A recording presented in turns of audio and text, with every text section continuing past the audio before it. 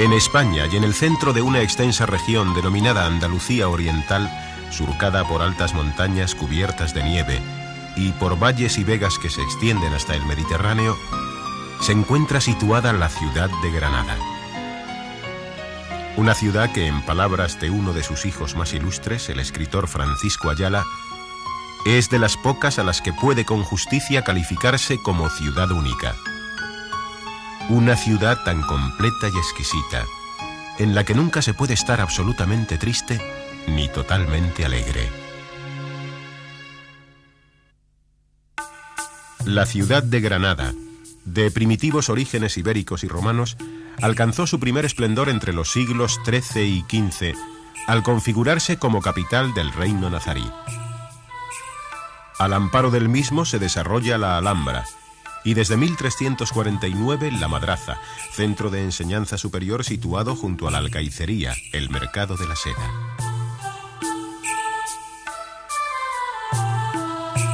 Este centro congregó en dicho periodo a los más notables sabios de la época. Destaca entre ellos Ibn al-Jatib, que como médico estudió la epidemia de peste que asoló Granada a mediados del siglo XIV, defendiendo la teoría del contagio y señalando algunos de los objetos que servían de vehículo a la transmisión de la enfermedad. En aquella época, Granada contaba con el Maristán, un hospital islámico que, situado en el Albaicín junto al Darro, superaba en organización, según el propio Ibn al-Jatib, al Hospital Mansuri de El Cairo. Los leones existentes hoy día en los jardines del Partal, en la Alhambra, proceden de dicho hospital islámico.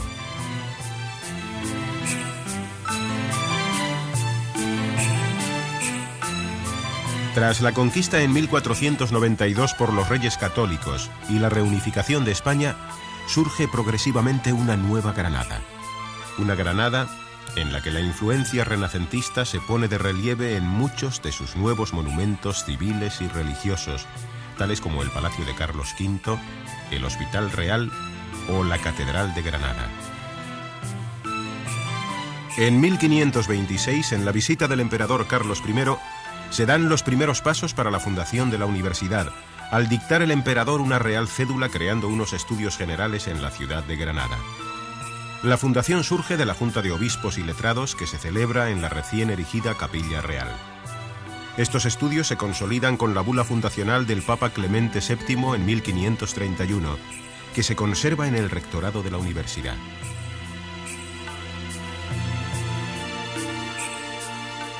El arzobispo Ábalos nombrará en 1532 al primer rector de la nueva universidad. Es precisamente alrededor de la catedral, símbolo de la Granada cristiana, donde se erige el edificio que va a albergar a la Universidad de Granada hasta el siglo XVIII, exactamente junto a la Alcaicería y la antigua Madraza. Los primeros años tras la conquista fueron difíciles para la convivencia, constituyendo uno de los hechos más lamentables para el mundo de la cultura, la gran quema de libros realizada en la céntrica plaza de Viva Rambla. Afortunadamente, el cardenal Cisneros decidió salvar de la hoguera los libros de medicina de la antigua Madraza, que recogían toda la herencia de la medicina árabe y que en nuestros días se conservan en el monasterio del Escorial. Como todas las universidades en las que se inspira, Bolonia, la Sorbona o Salamanca, la Universidad de Granada se constituye sobre la base de tres facultades: leyes, teología y medicina. Son estos estudios de medicina los que han configurado durante casi 5 siglos una historia y una realidad viva, la historia y la realidad presente de la Facultad de Medicina de Granada.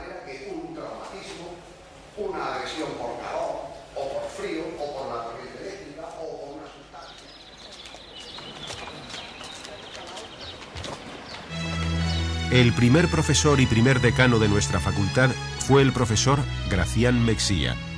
Su nombramiento figura ya en las actas del claustro celebrado en 1532. Es en ese año, por tanto, cuando se inician los estudios de medicina en la actual Universidad de Granada. Los grados que a través de disputas y ejercicios podían obtenerse eran los de bachiller, licenciado y doctor en medicina. El primer grado de bachiller fue otorgado a don Francisco de Cabra. Los primeros alumnos que obtuvieron el grado de licenciado fueron Hernando de Jaén y Juan de Úbeda. El doctor Ortiz fue el primero en recibir dicho grado. En 1549 alcanzaría el decanato de la facultad. En el siglo XVI, la figura más importante de la Facultad de Medicina de Granada es, sin embargo, Pedro Mercado, que alcanzó la cátedra en 1556 y que fue autor de un tratado de fiebres realizado desde los supuestos de la medicina galénica tradicional. Desde el punto de vista asistencial, Granada contó en ese periodo con abundantes hospitales. Destacaron el Hospital Real, actual sede del Rectorado, el Hospital de la Santa Cruz, actual sede del Centro de Lenguas Modernas, el Hospital de Navas y el Hospital de Corpus Christi. Sin embargo, en la vida hospitalaria de la Granada del siglo XVI, un hombre, Juan Ciudad Duarte, conocido como Juan de Dios, va a jugar un papel absolutamente decisivo. Primero fundará un pequeño hospital en la calle Lucena, donde todavía una placa hoy en día recuerda su existencia. Con posterioridad, instalará un segundo hospital en la Cuesta de Gomeres junto a la Alhambra. Finalmente, y tras su muerte, su continuador Antón Martín, que pronto extenderá su obra en Madrid, consigue un amplio solar en la calle San Jerónimo. En dicho solar, y con la colaboración del pueblo de Granada, se crea y se construye el Hospital de San Juan de Dios. Un hospital que durante más de 4 siglos va a estar profundamente vinculado a la vida de la ciudad y durante muchos años a nuestra Facultad de Medicina. En sus hospitales, Juan de Dios, San Juan de Dios, comienza a dar un giro copernicano a la atención y a los cuidados médicos. Separa a los enfermos según sus dolencias y logra para ellos algo parecido a lo que hoy podríamos llamar una atención de tipo personal. El insigne neurólogo italiano Cesare Lombroso afirmará siglos más tarde que en San Juan de Dios y en la Granada del siglo XVI está el origen del hospital moderno. Al celebrarse el 5º centenario del nacimiento de San Juan de Dios, profesores del Departamento de Anatomía de nuestra facultad han realizado un estudio antropológico de sus restos mortales.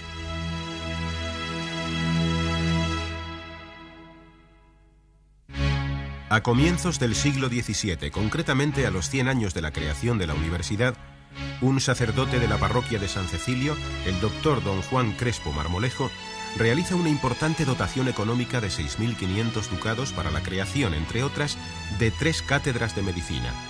La situación económica de la universidad era desesperada, y esta donación, que fue recibida con júbilo por el claustro de la universidad, permitió la continuidad de la misma durante años. En 1606, el claustro propone al rey Felipe III vincular a los catedráticos de medicina a algunos hospitales de Granada, concretamente al Hospital Real y al Hospital de la Cárcel de la Chancillería. 2 hechos importantes tienen lugar asimismo en el siglo XVII. Por un lado, la publicación en 1611 del primer plan de estudios de la Facultad de Medicina. Por otro, el acuerdo tomado en el claustro celebrado el 28 de febrero de 1681. En el acta del mismo se acuerda que los doctores en medicina utilicen borlas y muceta amarilla. Este atuendo y este color siguen distinguiendo a las facultades de medicina y a sus doctores desde aquella lejana fecha hasta nuestros días.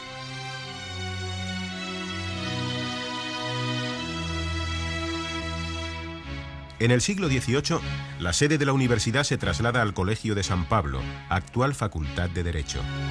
Dicho traslado se produce como consecuencia de la expulsión de los jesuitas. La biblioteca de la universidad se enriquece con los libros de medicina de la biblioteca de estos últimos, así como con distintos manuscritos medievales, entre los que destaca el Taquinum Sanitatis, atribuido a San Alberto Magno, que constituye una pieza única conservada hoy en la Biblioteca General de nuestra universidad. En dicha biblioteca destaca asimismo la presencia del manuscrito de cirugía de Teodorico de Borgoñón, fechado en 1509. En 1776, y en el marco de la Reforma Ilustrada, Carlos III dicta una real provisión que supone la reforma de los estatutos de la Universidad de Granada. En relación con la medicina, dicha reforma establece la necesidad de utilizar un teatro anatómico, un laboratorio químico-farmacéutico y un jardín botánico. Este último, construido en la huerta aneja al edificio de la universidad, como podemos ver en un plano de la época, no alcanzará su máximo desarrollo hasta mediados del siglo XIX. Una de las consecuencias de este plan fue la incorporación de la fisiología a la enseñanza médica, para la cual Ponce de León, titular de la disciplina, escribió un tratado en 2 volúmenes. En 1801, y en el Hospital de San Juan de Dios, al que antes hemos hecho referencia, se instala el primer teatro anatómico construido en Granada. Uno de los alumnos de la Facultad de Medicina de Granada en el periodo ilustrado fue Solano de Luque, que llegó a convertirse en uno de los clínicos más importantes de la Europa de su tiempo, como así lo reconocieron las figuras más destacadas de la Escuela de Viena, entre los cuales destaca Albert von Haller, Anton de Haen y Leopold Auenbrugger. Publicó numerosas obras que se tradujeron a todos los idiomas cultos de su tiempo. La obra de Solano pone de relieve la importancia del pulso, que con el paso de los años resultará decisiva en el diagnóstico de las enfermedades.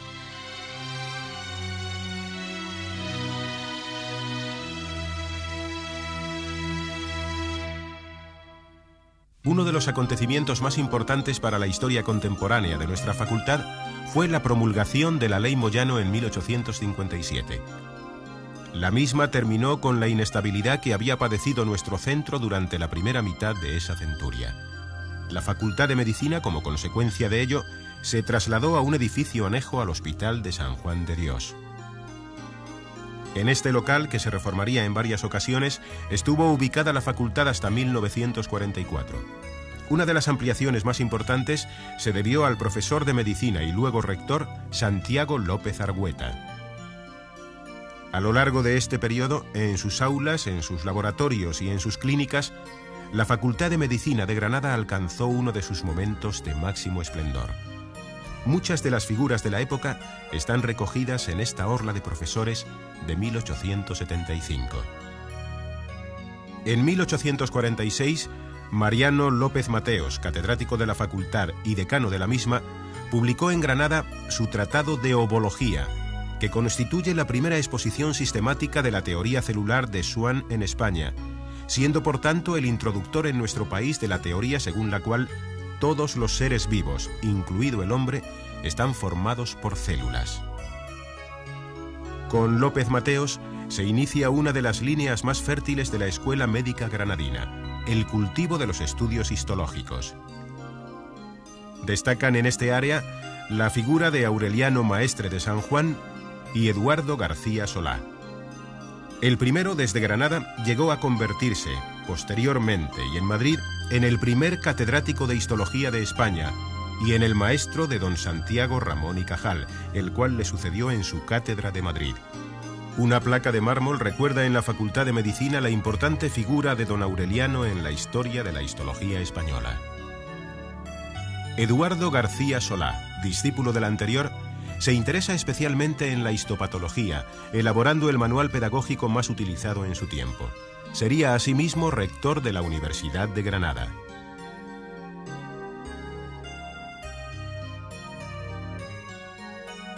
En el campo de la cirugía destaca el profesor Juan Creus y Manso, uno de los cirujanos más importantes de su tiempo, cuyo tratado sobre las resecciones subperiósticas, publicado en Granada, fue acogido muy favorablemente en la prensa médica europea. El profesor Vicente Guarnerio, decano durante 30 años, fue asimismo uno de los primeros defensores de los principios de Lister en España, y el primero que practicó la anestesia clorofórmica, a los 18 días de haber aparecido en Edimburgo la publicación en la que Simpson anunciaba su trascendental descubrimiento. En anatomía, el profesor Federico Olóriz, que pronto alcanzaría la cátedra de Madrid, inicia en nuestra universidad una línea de investigación antropológica que va a durar hasta nuestros días. El Instituto de Neurociencias, que lleva su nombre, nacerá muchos años más tarde al amparo del Departamento de Anatomía y del Consejo Superior de Investigaciones Científicas. El profesor Benito Hernando, catedrático de terapéutica, una de las grandes glorias de la Escuela Médica Granadina, desarrolló toda su labor en el campo de la leprología. Su prestigio trajo a Granada a Rudolf Virchow, el catedrático de Berlín fundador de la patología celular, autor del célebre principio según el cual toda célula procede de otra, y sin duda el médico más importante e influyente del siglo XIX. Interesado el profesor Benito Hernando por otras facetas culturales, su imagen aparece representando al rey Boabdil en el célebre cuadro de Pradilla, La rendición de Granada. Federico Olóriz y Benito Hernando serán en su etapa madrileña dos de los más íntimos amigos de Santiago Ramón y Cajal. En los momentos iniciales de la microbiología y la higiene, en nuestra facultad destaca la figura del profesor Rafael Branchat y sobre todo la estancia en la misma del profesor Albert Neisser, descubridor en 1879 del agente causante de la gonococia. Este agente, la Neisseria gonorrhoeae, lleva su nombre como homenaje a su descubridor. En la enseñanza práctica y en el siglo XIX destacan, por una parte, la existencia de prácticas microscópicas que, inspiradas por Maestre de San Juan, constituyen una auténtica novedad en la enseñanza española de la época, y por otra, la reproducción de patologías especiales a través de acuarelas y dibujos, de los que existe una amplia colección en la Facultad de Medicina, que supone un claro precedente del uso de la imagen, hoy tan frecuente, en la enseñanza de la medicina. Destacan especialmente las acuarelas del profesor García Duarte, decano de la facultad y rector asimismo de la universidad. La colección de esculturas del Museo Anatómico de la facultad constituye también una colección de primera magnitud de entre las existentes en las facultades de medicina españolas y europeas. En 1912, una mujer, Eudoxia Píriz, comenzó los estudios de medicina en nuestra facultad. Los concluyó en 1920, siendo la primera mujer formada en una facultad de medicina andaluza. Con el paso de los años se plantea por primera vez la necesidad de una nueva facultad de medicina y de un hospital clínico. Apoyan la idea don Natalio Rivas y el decano Amori Rico. Una serie sucesiva de rectores procedentes de la Facultad de Medicina desarrollarán esta idea en los años sucesivos. Siendo rector don Fermín Garrido, el médico más popular de la Granada de su tiempo, cuyo entierro fue la manifestación de duelo más grande que Granada recuerda, se adquieren los terrenos por un valor de 80.000 pesetas. Por Real Orden de 14 de marzo de 1928, publicada en la Gaceta de Madrid el 2 de abril, se aprueba la construcción de la nueva Facultad de Medicina y Hospital Universitario de Granada. El proyecto se realizó por los arquitectos Aurelio Botella y Sebastián Vilata, y en agosto de 1931 se publica asimismo en la Gaceta de Madrid la autorización para el comienzo de las obras. El coste total del edificio hasta 1938 alcanzó la cifra de 7.210.000 pesetas. Los rectores médicos, Pareja Garrido, Mesa Moles, Pareja Llévenes y Alejandro Otero hacen posible con su gestión que el proyecto no se interrumpa en los años 20 y primera mitad de los años 30. El decano Miguel Guirao Gea, catedrático de anatomía durante más de 40 años, logra la terminación del edificio para su actual destino en la inmediata posguerra. En 1944, tras tener noticias de un posible cambio de destino para el edificio de la facultad con la posible instalación en el mismo de la Capitanía General, ocupa con los alumnos y el personal de la facultad las instalaciones antes de que las obras estén completamente acabadas. Una placa conmemora en la facultad esta importante efemérides. El hospital clínico se inaugurará parcialmente en 1953. En 1966 se ampliaron las aulas de la Facultad de Medicina, siendo rector el profesor don Emilio Muñoz Fernández, catedrático de farmacología.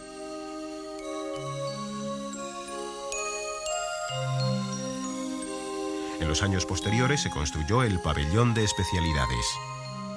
Es precisamente el desarrollo de las especialidades lo que caracteriza el periodo que estamos comentando.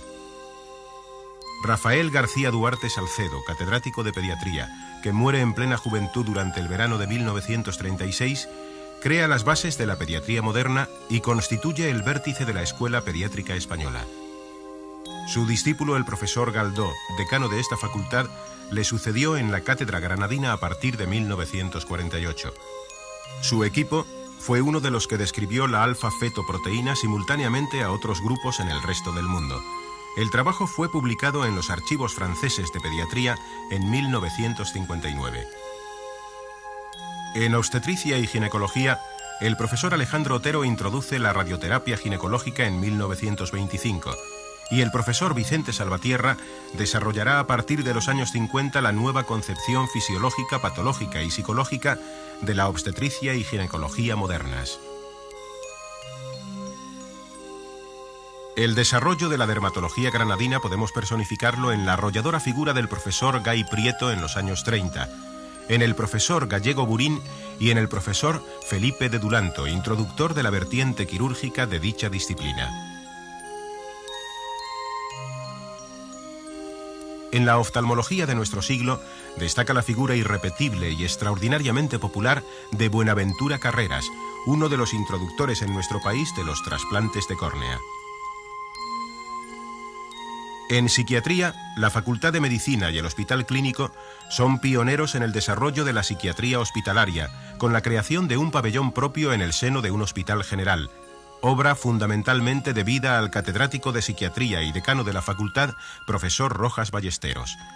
Los enfermos psiquiátricos eran atendidos con anterioridad exclusivamente en el Hospital Real y en el Hospital de la Virgen.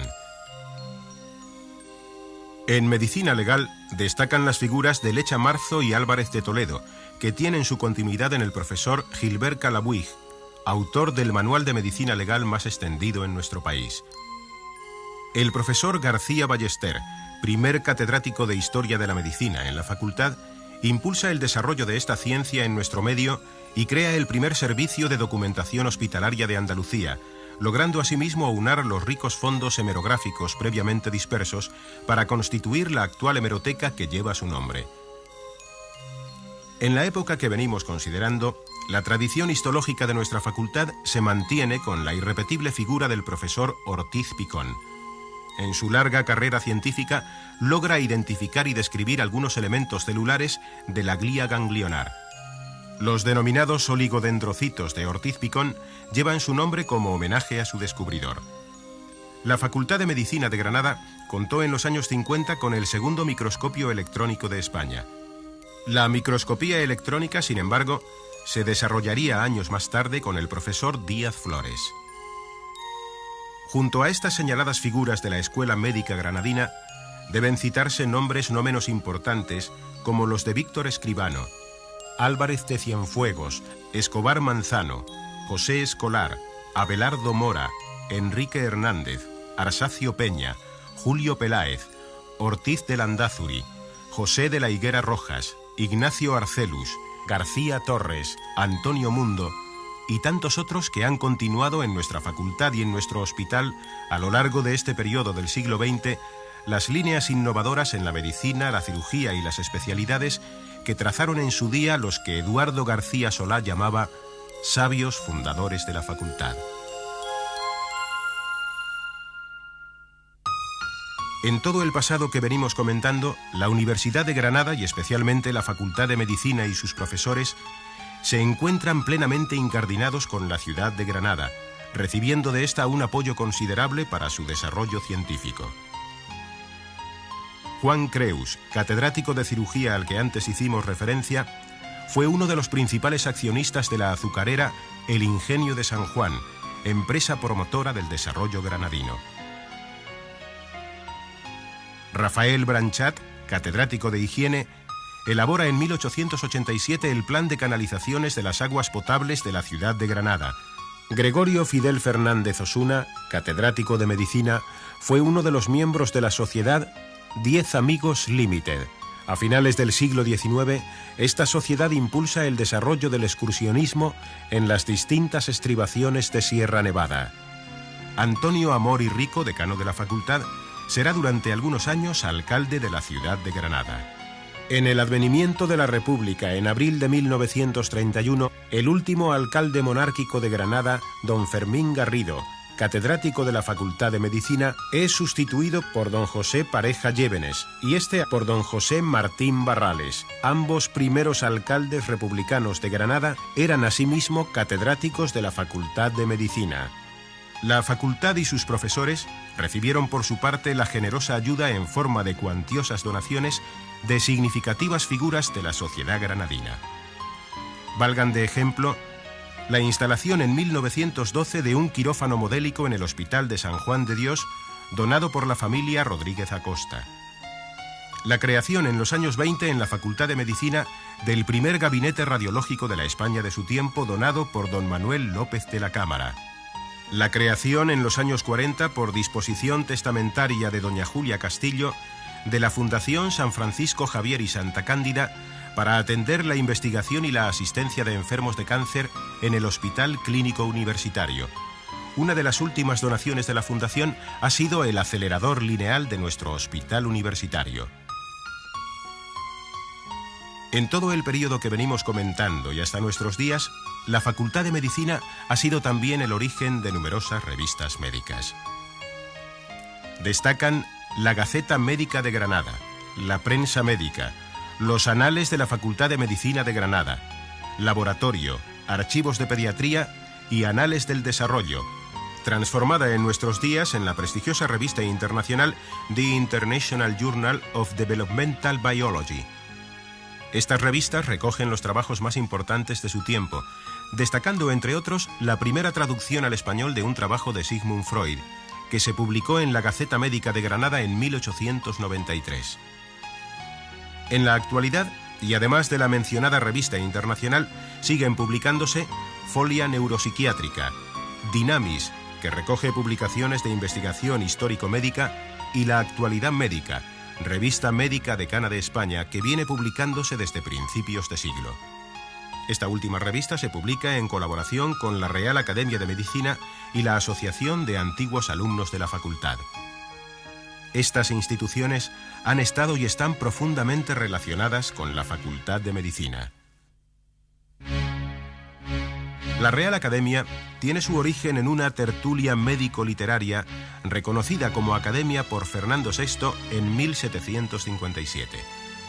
Dicha academia se ubicaba en una botica semejante a la que existe reconstruida en Londres en el Museo Wellcome de Historia de la Medicina. Sir Henry Wellcome la compró en Granada en 1928 y la trasladó a la capital inglesa. La botica, sede de la primitiva academia, estaba localizada en una calle hoy inexistente situada entre el Colegio Mayor San Bartolomé y Santiago, la iglesia de San Justo y Pastor y la Facultad de Derecho. En su actual configuración, la Real Academia de Medicina tiene su origen en la Real Cédula dictada por Fernando VII en 1830. En la actualidad consta de 40 académicos de número de las distintas especialidades.